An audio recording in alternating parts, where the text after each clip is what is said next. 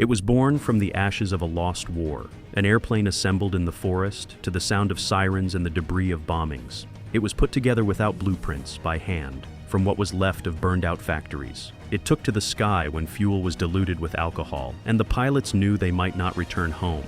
In it, German technology, Soviet ideas, and Japanese desperation were mixed. It was nicknamed the Ghost Plane, born too late to change the outcome, but durable enough to surprise the enemies. This fighter could shoot down a Mustang, catch a superfortress, and vanish into the clouds like the last samurai of the sky. But its story isn't about victory.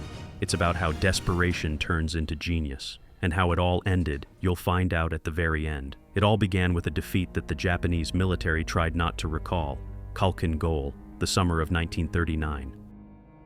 There, in the sky above the dusty steppe, the Imperial Army clashed with an opponent that didn't succumb to their tested formula: a light aircraft, supreme maneuverability, a decisive pilot. Until then, the scheme had worked flawlessly. The Ki-100 circled its enemies like a bird of prey, forcing them to lose speed and patience.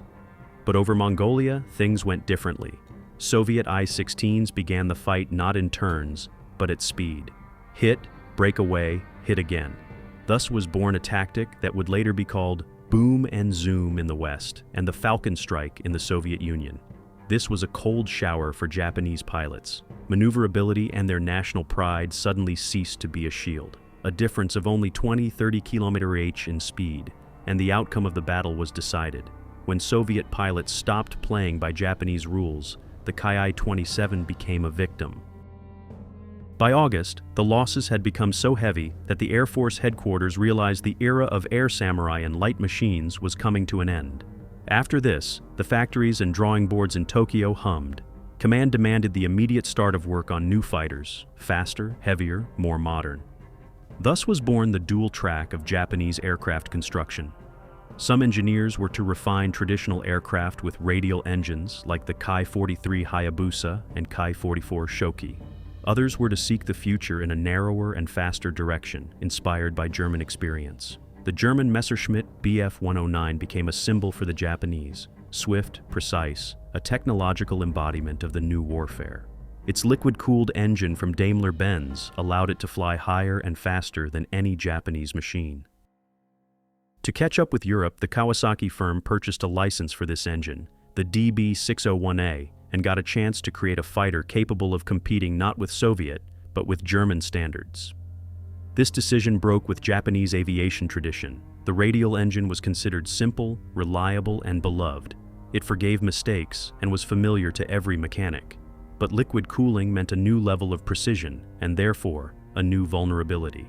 It seemed that the engineers were going against their own school, but for them, it was the only way to catch the future. It was then that a figure appeared in the drawing offices of the Kawasaki firm who would become central to this whole story: Takeo Doi. He was not a man of loud speeches, but he possessed the quality that distinguishes a true designer, the ability not to argue with reality. If the world demands speed, then you must build a plane that flies faster than any other, even if it means abandoning the familiar. By the end of 1939, work was in full swing. The factory in Akashi began assembling the first engines under German license, now called the Ha-40. Simultaneously, two machines were being designed: the heavy interceptor Ki-60 and the light general-purpose fighter Ki-61. The first was meant to be the shield over Tokyo, the second, a flexible fighter capable of competing with the world's best aircraft. But while the engineers were drawing streamlined lines, a question hung over them. Could a country where metal was sometimes forged by hand create an engine requiring jewelry-like precision? And if not, wouldn't this step forward become a new trap, led by pride and belief in their own capabilities? There was no answer yet, but even then, in the noise of the factory floors and the smell of machine oil, a story was born in which technical risk would become salvation and defeat the beginning of the path to the last Japanese fighter of World War II. The first prototypes, created on a wave of enthusiasm, proved to be a deceptive success. The Ki-60, a heavy interceptor with the new liquid-cooled engine, looked formidable on paper, but in reality became a lesson the Japanese would remember for a long time. The trials turned into a failure. The plane was unstable, heavy on the controls, required a long takeoff run, and was difficult to recover from a spin. Pilots complained that the machine fought with the sky. Every turn was an effort. For an army accustomed to responsive and light aircraft, the Ki-60 was a cold shower. The project was soon canceled, but the Kawasaki firm was not going to give up. They decided to learn from the failure.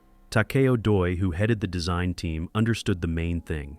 The excessive weight and poor handling were the price for mistaken proportions. The next plane had to be lighter, slimmer, and more precisely balanced. Thus appeared the Ki-61 Heian, meaning swallow. The name was chosen deliberately. It symbolized grace, speed, and durability, everything its predecessor lacked. Work progressed rapidly. The German DB601 engine, assembled under license and renamed Ha-40, demanded extreme precision, but offered enormous potential.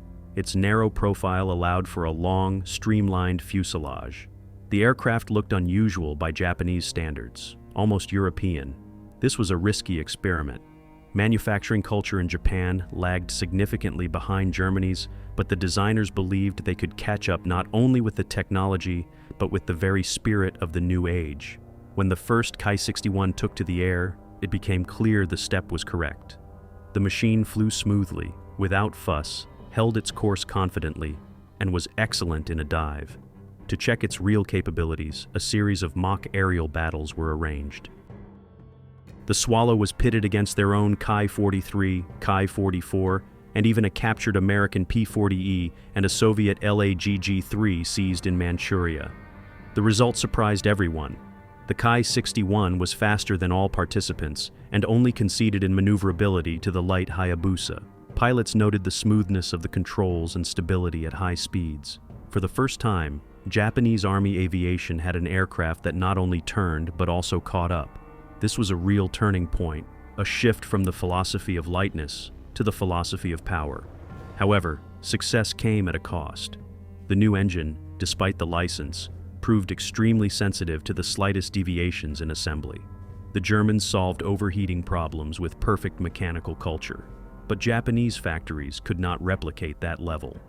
The Ha-40 often failed, lost power, and sometimes simply died in flight. Each machine required almost manual fine-tuning, like a musical instrument. Nevertheless, the command decided the Ki-61 had to go into series production. The machine possessed what no other Japanese fighter had: speed, structural density, and potential for growth. It was enthusiastically received by the Army. Pilots said that getting into a Heian was like putting on the new uniform of the future war. But soon, joy turned into alarm. Production was difficult, engines broke down, and spare parts had to be awaited for weeks. Meanwhile, the war was rapidly approaching Japanese shores, and every day without planes meant losses. When dozens of ready gliders without engines began to accumulate in warehouses, it became clear the beautiful Swallow might not fly at all. And then the fate of this aircraft would turn in a direction no one could have predicted.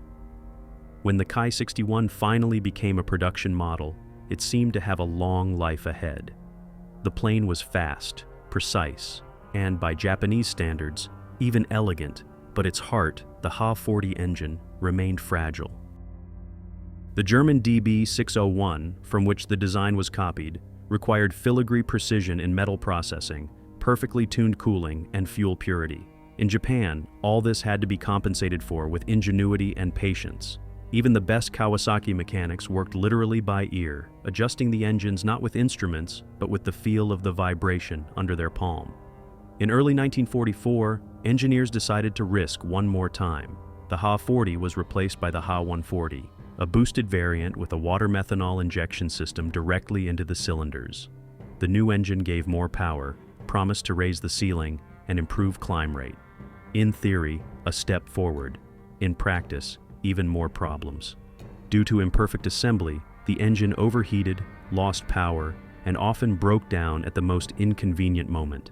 Nevertheless, the aircraft continued to roll off the assembly lines. By midsummer 1944, almost 1,000 Heians had been built, but behind this figure lay a paradox. The factories couldn't keep up with the engines. By the end of the year, dozens of brand new fuselages without engines stood on airfields and in warehouses. Pilots nicknamed them Kubinashi, the Headless, and that nickname proved prophetic. In February 1945, American B-29 Flying Fortresses arrived over the city of Akashi, where the Kawasaki engine plant was located. The huge bombers dropped incendiary bombs on the workshops, and within minutes, the industrial heart of the Ki-61 program turned into a sea of fire. Metal melted, trusses collapsed, and the engines, the very ones they so desperately lacked, burned by the hundreds right in the assembly rows. After the raid, the factory fell silent. The silence was almost physical. No hammers rang, no test stands roared. Only smoke and the smell of burnt aluminum reminded that fighters had once been built here. By that time, Japanese industry was already tearing at the seams. Oil was becoming a luxury, aluminum a rarity, and skilled workers were lacking even for repairing damaged machines. Nevertheless, the designers did not give up. Hundreds of Kubinashi, ready gliders without engines, lay on the airfields. The Army had neither the time nor the resources to abandon them. And then, a crazy but brilliant idea was born at headquarters. If liquid-cooled engines no longer exist, they must be replaced with what can still be produced. Thus was born the thought that would save the High-End and turn it into a completely different machine. It seemed impossible. How to make the narrow, elongated fuselage accept a huge, air-cooled radial engine. But with American planes already flying over Tokyo, there was no choice. The High-End had to get a new heart, even if it meant rebuilding the entire anatomy of the aircraft. And the work began that would change the fate of Japanese aviation in just a few weeks. When it became clear that the Ha-40 and Ha-140 engines could no longer save the program, Kawasaki engineers took a step that seemed desperate. But it was this step that gave Japanese aviation its last operational fighter. They proposed installing the Mitsubishi Hei-112 radial engine in place of the liquid-cooled one. This was a reliable, comparatively light air-cooled engine used on several other machines, from reconnaissance planes to heavy fighters. It didn't require radiators, was easier to maintain, and could be produced even in semi-ruined factories. And although its power was slightly less than the previous engine, it had one undeniable advantage: it actually existed. But replacing an engine is not just swapping parts. The Ha-112 was much wider than the previous one, and the high-end streamlined fuselage simply couldn't accommodate it without modification. Engineers studied 4 different coupling options. Only the 4th option proved viable. A light metal fairing added to the front provided a smooth transition between the round engine and the narrow fuselage. This solution made the new aircraft kin to the Soviet experience, as this was precisely how the heavy Le GG3 was turned into the legendary LA-5. Even the Japanese admitted that sometimes a foreign example is worth more than pride. Work began in December 1944. 3 engineless Ki-61 fuselages were quickly converted into test machines with the new engine. 7 weeks, that's how long it took for one of them to take to the air. This happened on February 1st, 1945. The test pilot reported, "The machine handles obediently, climbs faster than the old High-End, and the control became softer and easier. The maximum speed slightly decreased by only 10 to 20 km/h, but the plane seemed to come alive. Having lost the extra weight of radiators, piping, and cooling circuits, it became responsive, almost playful. Its maneuverability now surpassed everything Kawasaki had made before." Pilots said it seemed to read their minds. Small details, like the horizontal exhaust stacks on both sides of the fuselage, gave a speed increase, and the cowling, inspired by studies of the German FW-190, made the machine's profile streamlined. The new fighter was named the Ki-100 Army Type 5 fighter. For Japan, it became a sign of hope, the last breath before the storm.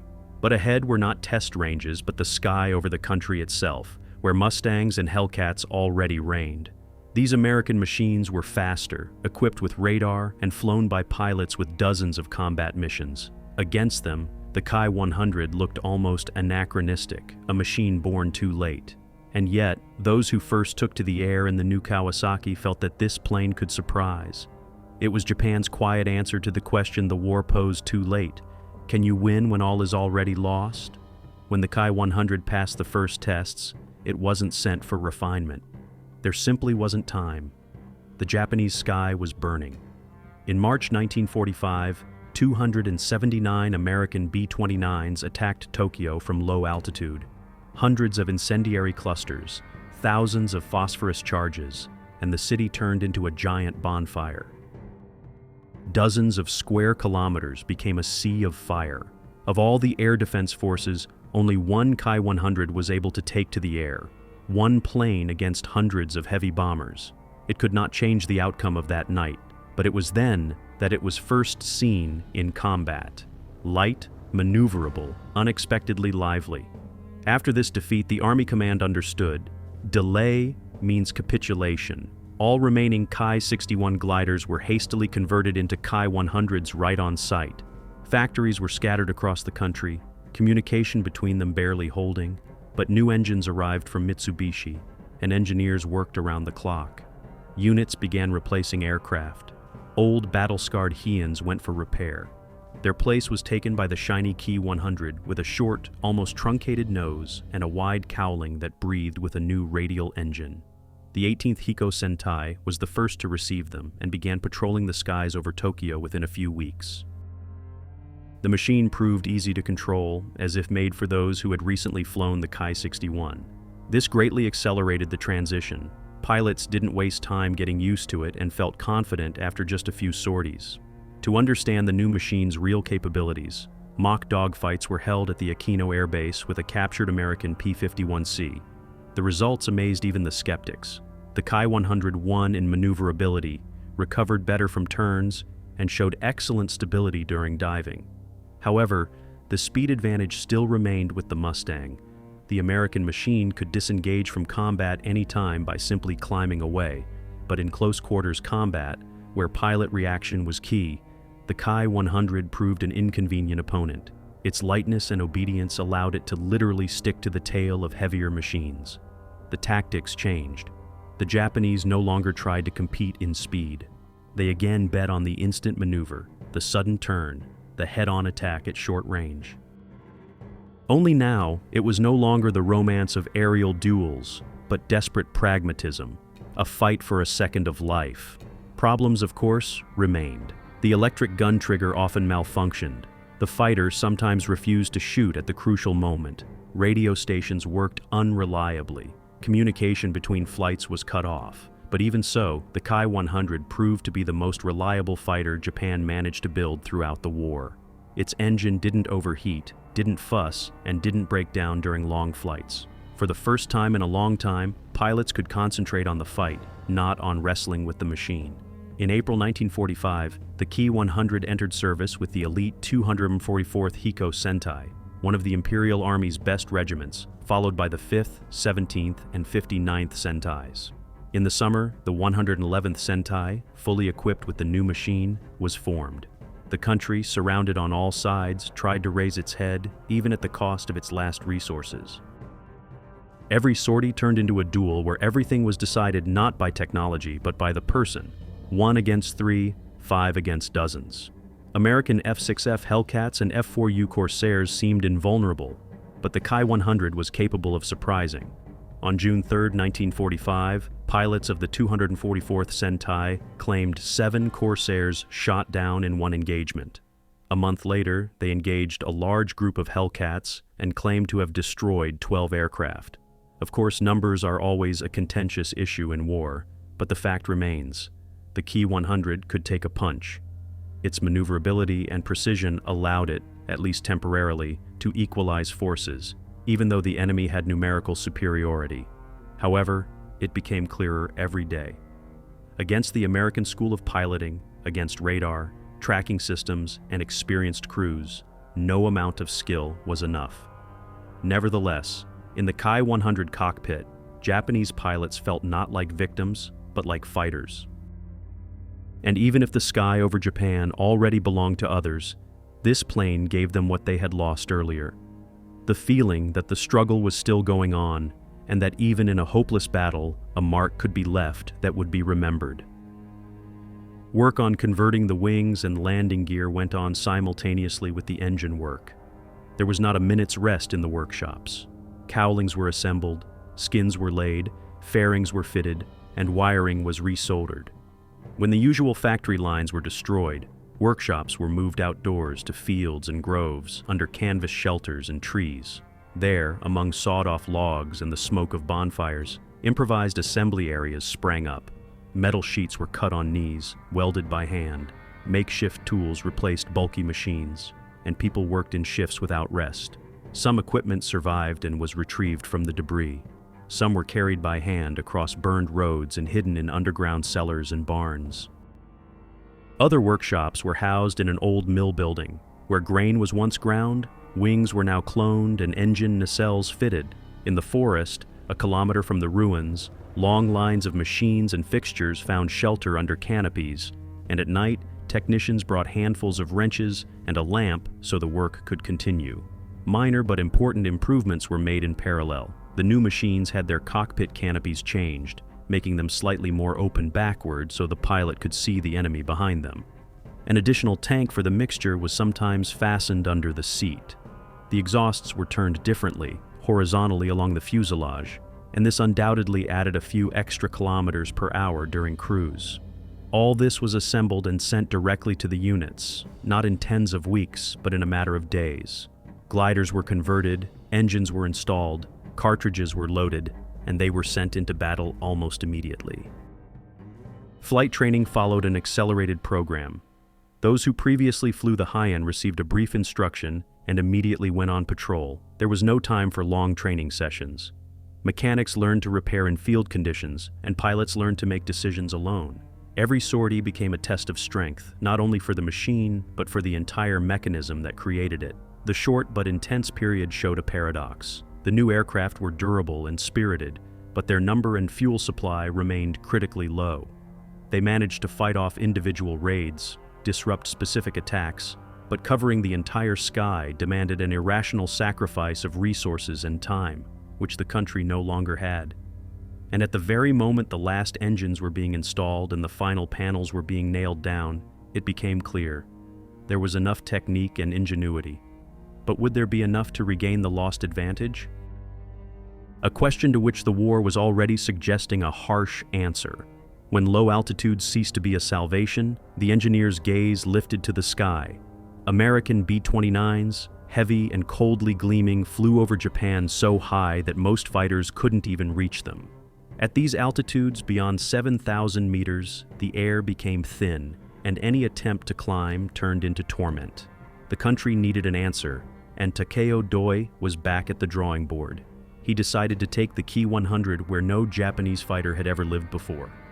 The solution seemed simple. Equip the engine with the Ru-102 turbocharger. The turbine, installed under the engine, was supposed to feed air to the engine and maintain power at high altitude. Everything was done quickly. A tank for the water methanol mixture was placed in the cockpit right behind the pilot's seat, to be injected into the cylinders when the air became too thin. An intercooler could not be fitted due to lack of space, and the air went directly into the carburetor. In theory, the scheme worked. In practice, every takeoff turned into an experiment. The first prototype of the Ki-100-2, often called the Ki-100 Kai or Ki-102, took to the air in May 1945. After just a few minutes of flight, it was found that there were leaks in the exhaust manifolds, and hot gases were hitting the skin directly. Power loss and overheating ate up the altitude advantage. Soon, the second and third prototypes took to the sky, and although the data fluctuated from flight to flight, it became clear. The machine became heavier, maneuverability was lost, but above 7,000 meters it suddenly came to life. Where the Ki-100 had choked, the new model found a second wind. At 8,000 meters, it could already catch up with the superfortresses. This opened a new hope. The Japanese finally had an interceptor capable of climbing to the enemy that had remained unreachable until then. It was planned to deploy the production of the Ki-100-2 and gradually replace the previous modifications with it, but every day delayed the launch. Materials ran out. Aluminum was no longer available, and the tail section was decided to be made of wood. Ingenuity reached its limit, but this was no longer an engineering gesture, but an almost symbolic one. On August 15th, production stopped forever. Not a single series Ki-102 managed to leave the workshop. The war ended. The sky fell silent, and those who built the plane never found out if it could have changed even one page of the war. Perhaps not, but the very fact that it appeared spoke volumes. Even in agony, the country continued to fight, not desperately, but with engineering stubbornness.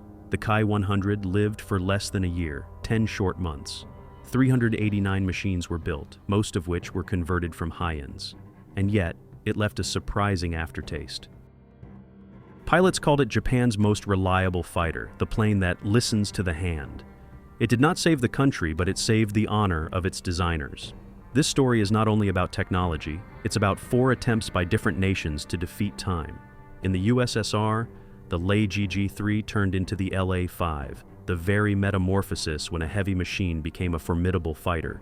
In Germany, the Focke-Wulf FW-190 changed its engine, transforming from a heavy radial-engined beast into a streamlined fighter with a Junkers engine under the cowl.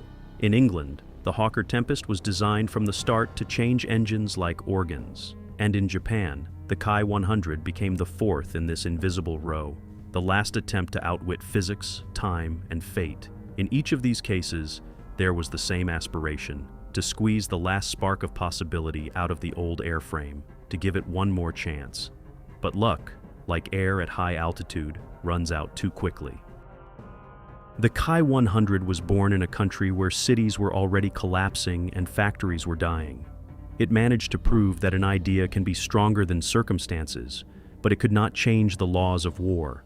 When the last surviving machines stood on the airfields after the capitulation, gleaming in the rain, they were a reminder not of defeat, but of tenacity. They contained everything: engineering precision, desperate hope, and the last attempt to show the world that even while falling, one can take flight.